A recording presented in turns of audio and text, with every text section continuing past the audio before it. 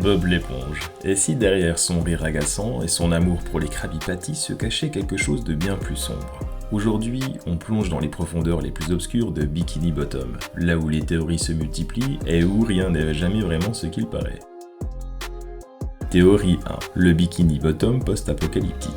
Commençons par une théorie glaçante. Beaucoup pensent que Bikini Bottom est en réalité situé sur le site de véritables essais nucléaires américains, le fameux Bikini Atoll. Dans les années 40 et 50, d'énormes bombes y ont été testées, contaminant la zone pour toujours. Alors, si Bob, Patrick et les autres créatures marines ne sont pas juste des poissons caricaturaux, mais des mutants nés de la radioactivité, cela expliquerait leur intelligence humaine, leur société étrange et surtout leur comportement parfois complètement fou.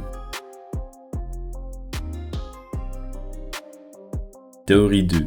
Les personnages représentent des troubles mentaux. Certains fans vont encore plus loin. Selon eux, chaque personnage principal est en fait la personnification d'un trouble psychologique. Bob serait atteint de troubles de la personnalité dépendante, incapable de vivre sans travail ni sans les autres. Patrick incarne la paresse et la lenteur intellectuelle, proche de l'apathie dépressive. Carlo, avec son mépris constant et sa solitude, représenterait la dépression chronique. Sandy, obsédé par son travail et son monde terrestre, pourrait refléter une obsession compulsive. Et Plankton, obsédé par la recette de Krabby Patty, est une paranoïa ambulante. Alors, est-ce que l'océan de Bikini Bottom n'est finalement qu'une métaphore des abysses de l'esprit humain?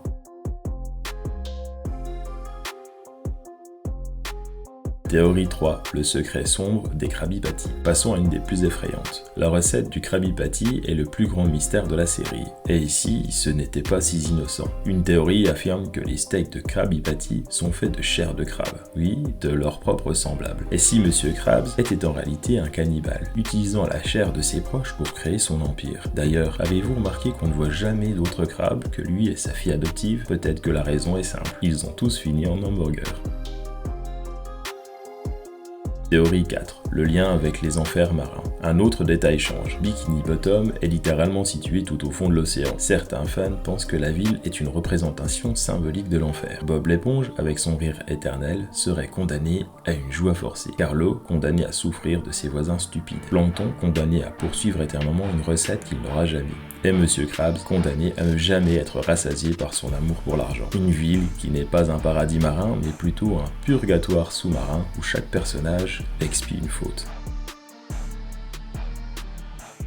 Théorie 5. Bob le psychopathe. Une autre théorie beaucoup plus dérangeante nous dit que Bob lui-même n'est pas du tout innocent. Sa façon de rire, parfois incontrôlable, son obsession maladive pour son travail, sa manière de supporter des humiliations sans jamais broncher, et si tout ça n'était qu'un masque? Et si derrière ses yeux ronds et son sourire figé se cachait en réalité un psychopathe prêt à exploser? Certains épisodes nous montrent un Bob sombre, violent, presque incontrôlable. Est-ce qu'il se prépare peut-être à tout détruire?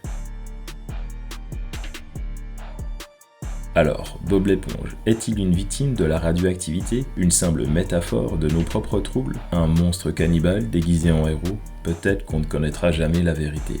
Mais une chose est certaine. Derrière chaque rire, derrière chaque bulle colorée, se cache toujours une part d'ombre. La prochaine fois que vous entendrez son fameux rire, demandez-vous, est-ce vraiment celui d'un innocent? Ou l'écho d'un monde sous-marin qui n'aurait jamais dû exister? Merci d'avoir regardé toute la vidéo. N'oubliez pas de vous abonner si ce n'est pas déjà fait. Prenez soin de vous et à très bientôt. Salut!